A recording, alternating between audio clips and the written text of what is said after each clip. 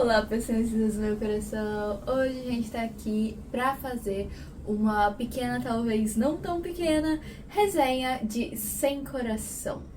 Eu finalmente li esse livro que já é muito falado, muito panfletado pelo nicho de fãs de Alice no País das Maravilhas, tá? Porque acontece que essa é uma história com poucos fãs, sim, mas os poucos que existem são completamente obcecados. E eu sou uma delas. Então eu finalmente li essa história depois de alguns anos. Uma amiga minha já tinha comentado desse livro e falado que eu precisava ler, que ele era muito bom e tal. E eu enrolei bastante, mas eu finalmente li. Foi quando eu fiz pré-vestibular, então foi em 2021 que ela me falou que esse livro existe. Mas tudo bem, chegamos atrasados, mas chegamos. Mentira, foi em 2022, então eu tô atrasada assim não, tô um pouquinho menos atrasada. Eu sinto que vão ter pessoas que vão estar olhando apenas para as minhas mãos nesse momento por causa desse esmalte, mas gente, vai fazer sentido no vídeo de terça-feira. Acalmem-se. Sem Coração trata-se de um reconto de Alice, né? Onde a gente acompanha a futura Rainha Vermelha, podemos dizer. A futura Rainha de Copas, na verdade.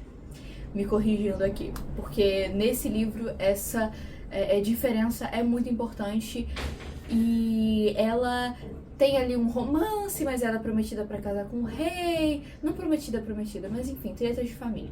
Pra casar com o rei, e aí ao mesmo tempo tem ataques de água d'arte rolando.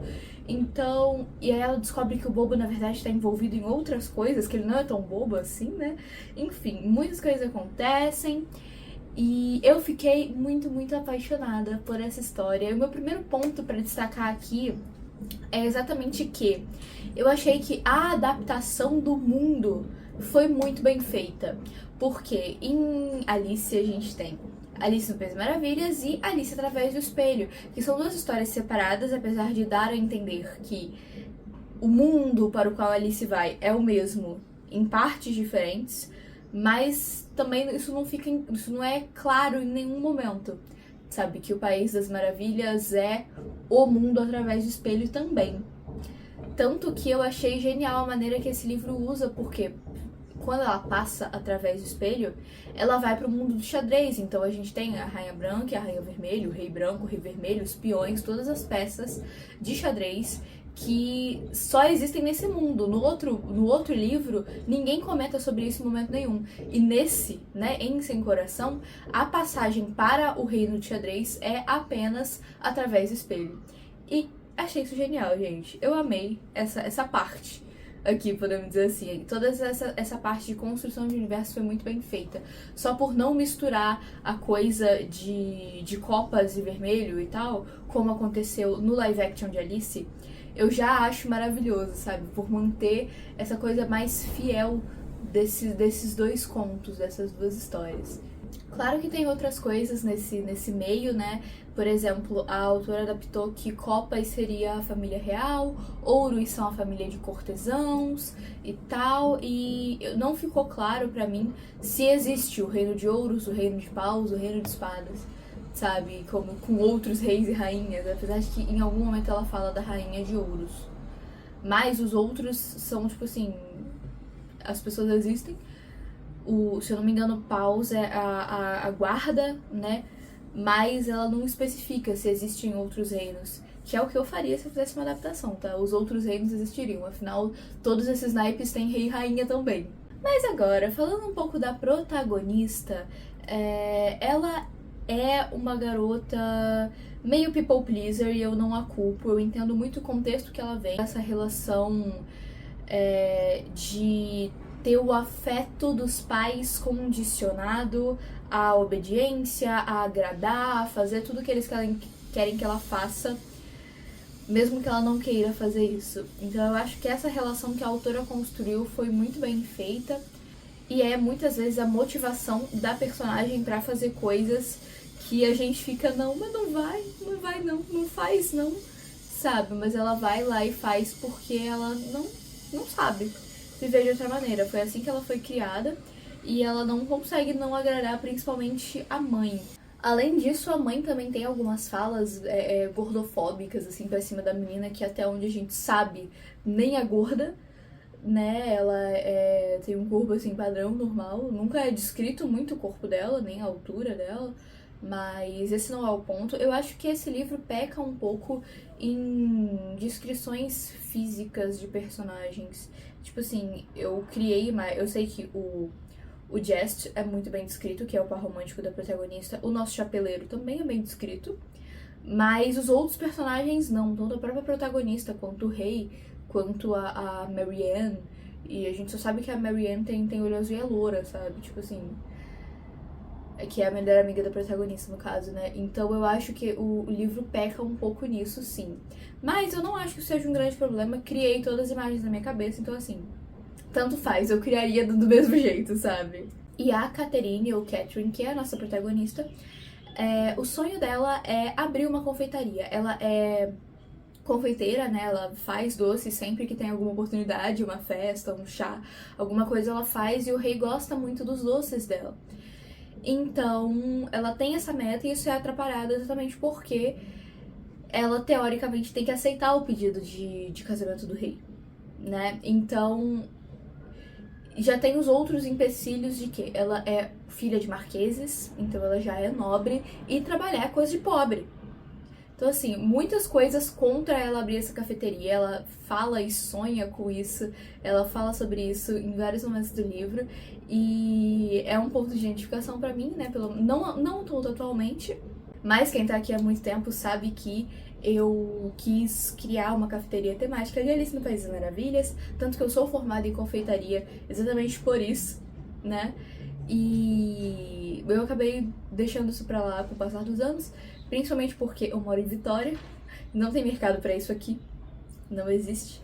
Mas ela tem esse sonho junto com a melhor amiga dela, que é a Marianne, que é uma criada que é tipo a criada dela, sabe? Tipo assim, é quem penteia ela, maquia ela, bota roupa, essas coisas, sabe? É tipo a criada pessoal dela.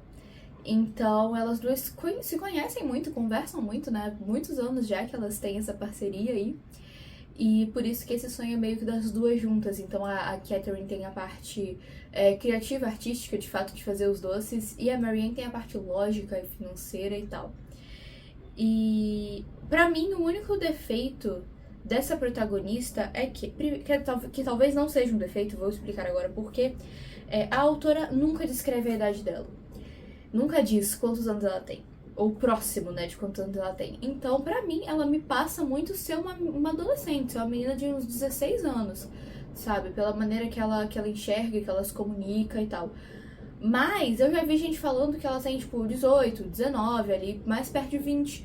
E o que eu acho que não condiz com a protagonista, porque em vários momentos ela é meio matura, ela é muito esperançosa, sabe, no mundo e tal. E pra mim não faz sentido uma pessoa mais velha pensar e ver o mundo da maneira que ela vê. Então, pra mim, ela é sim uma adolescente. Vocês sabem que eu tô meio cansada de livros adolescentes, num geral, né? Mas eu acho que ela funciona, não teve nenhum momento assim super irritante, é só umas coisas que eu olho e falo, ai, coitada, né? Ela tem um tom, né? Agora sim, falando um pouquinho sobre o interesse romântico, né? O Jest, ele é este moreno sarcástico. E eu achei muito divertido os diálogos dele, como tem toda essa coisa, né, de volta do moreno sarcástico, de sempre dar uma tirada e dar em cima dela de uma maneira divertida e meio inesperada. Eu acho que isso faz com que ele seja um personagem muito adorável em vários momentos, e ao mesmo tempo ele tá disposto a sacrificar tudo por ela, ele se arrisca muito por ela, até porque, né, ele é funcionário do rei com quem ela tem que se casar. Tem esse ponto, então é um romance proibido, não sei o quê. E aqui entra meu primeiro ponto negativo. Não, eu acho que pra mim esse é o único ponto negativo dessa história. Porque o romance, gente, ele é muito bem construído, tá? Todas as interações deles têm muita química. Então é aquele romance de dar gritinho, assim, que você fica tipo, ai, ele fez isso, ai, ela falou isso, ai, meu Deus, eles deram as mãos, sabe? É um romance de dar gritinho enquanto você tá lendo, e eu achei belíssimo, eu amei demais essa dinâmica deles dois. Eu acho que eles funcionam muito bem juntos, sim. E tem todo um misticismo em volta deles que eu achei até que poderia ter sido melhor explicado. tá bom? Porque no começo do livro a gente já tem que a Catherine acorda e o quarto dela tá tomado de limões, tipo limoeiro, sabe? Nasceu a planta de pé de limão no meio do quarto dela. E aí ela fala que ela descreve, né? Ela narra pra gente que ela tava sonhando com esse menino, e aí que os limões amarelos, como os olhos dele, nananã.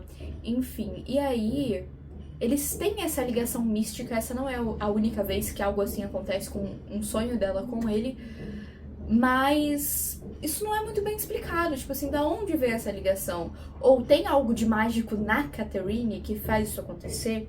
Isso não é muito bem explicado, eu queria que fosse. Depois a gente descobre que depois se faz uma profecia sobre eles, mas essas coisas já aconteciam antes da profecia acontecer. Então, não entendi completamente o que foi, mas é isso. Agora vem a crítica que eu de fato ia fazer, que é a autora peca um pouco em momentos de tensão e antecipação, como por exemplo o primeiro beijo do casal. Ele já acontece muito pra frente do livro, mas sabe quando em um filme tudo fica em câmera lenta e aí você sabe que a coisa vai acontecer, e se é uma coisa boa que você quer que aconteça, você fica tipo, uhul, vamos lá, e se é uma coisa ruim que você não quer que aconteça, você fica, tipo assim, tenso. Então, isso falta um pouco na escrita da autora, tá? Pra mim, esse é o único defeito da escrita em si. São dois momentos, principalmente, né? No primeiro beijo e num outro momento mais pra frente, que é o grande momento, né, desse livro. Por isso que eu não vou entrar em detalhes aqui, mas quem já leu vai entender o que eu tô querendo dizer. Que a autora não constrói essa antecipação direito. E eu acho que o beijo teria sido muito melhor aproveitado, muito mais apaixonado, ia deixar a gente muito mais... se tivesse essa antecipação bem construída, e ao mesmo tempo o outro momento seria muito mais impactante e triste se tivesse essa antecipação bem construída também. Então eu coloquei isso como algo que eu vou passar a prestar atenção na minha própria escrita, sabe? De criar atenção e criar antecipação para que esses momentos tenham o impacto que eles merecem ter em uma história. Comentando rapidamente outros personagens, o Rei de Copas, ele é, assim, um banana, tão banana quanto é o Rei de Copas em Alice no País das Maravilhas animado, tá? Porque ele é um coitado, ele não consegue fazer nada, ele é bobo, ingênuo e teoricamente ele é velho. Ele é outro personagem que a gente não tem a descrição da aparência, a gente não sabe qual é a idade dele. Então eu pensei nele não como alguém muito velho, eu pensei nele como alguém de, sei lá, uns 30 anos, 30 e pouquinhos anos. Tem uma amiga minha que pensou nele bem mais velho do que isso, sabe? Então assim, é um negócio que, sabe, variaria muito da maneira de ler esse personagem. Mas ainda assim, um chato, um bobo, que não entende as coisas direito, enfim, eu entendo completamente a Catherine não querer casar com ele, tá? E sobre o chapeleiro, né, o nosso representante de chapeleiro, eu não gostei dele desde o começo. Sendo sincera, eu não gostei dele desde o começo. Eu achei que ele me passa uma vibe de ser falso, sabe? De ser cínico. Desde a primeira vez que ele aparece, eu fiquei meio... algo de ruim vai acontecer e vai ser culpa dele. Não vou dizer aqui se acertei ou errei. E agora, falando um pouquinho mais sobre o plot do Jaguardarte, sem dar spoiler ainda, né? Como vocês sabem que eu faço aqui. Eu acho que o Jaguardarte, ele é uma criatura que aparece dentro de um poema, dentro do livro. Eu não lembro se é no Espelho ou no País das Maravilhas, mas ele é um monstrão, assim, tipo um dragãozão, enfim. E ele é aproveitado em várias obras pra trazer esse perigo e esse confronto, né, pra dar um pouco mais de emoção. E eu gostei muito de como isso foi construído aqui. Eu já tinha pego que era alguma coisa nesse caminho do que aconteceu, que a gente tem essa grande revelação lá no finalzinho do livro. Eu já tinha entendido que era alguma coisa que tinha a ver com isso, mas eu não tinha entendido completamente que era isso. Então, eu gostei de como isso foi feito, né? De como essa parte da história foi conduzida.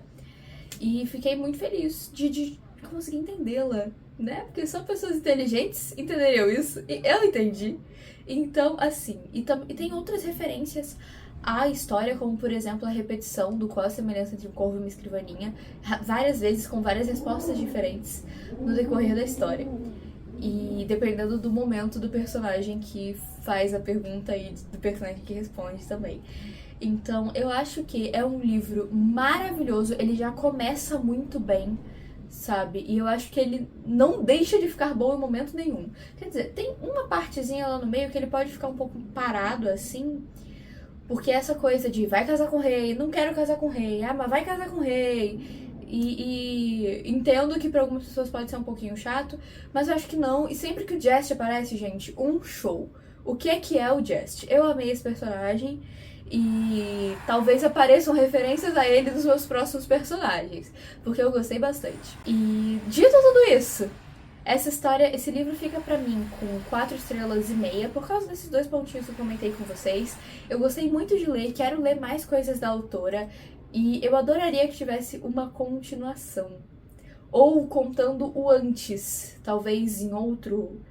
Talvez falando de xadrez, ou talvez falando do chapeleiro antes disso tudo acontecer, sabe? Eu gostaria de saber mais desse universo, porque eu acho que a autora criou algo bem interessante e que respeita o que já se tinha estabelecido, sabe? Ela não contradisse nada do que a gente já tinha estabelecido como Alice no País das Maravilhas. Enfim, pessoas, espero que vocês tenham se divertido, anotado essa indicação aí para suas leituras de 2025. E não esqueça de deixar seu like aqui embaixo, se inscrever nesse canalzinho lindo, me acompanhar nas outras redes e leia as minhas histórias, tá tudo linkadinho aqui na descrição. Eu vejo vocês no próximo vídeo. Tchauzinho!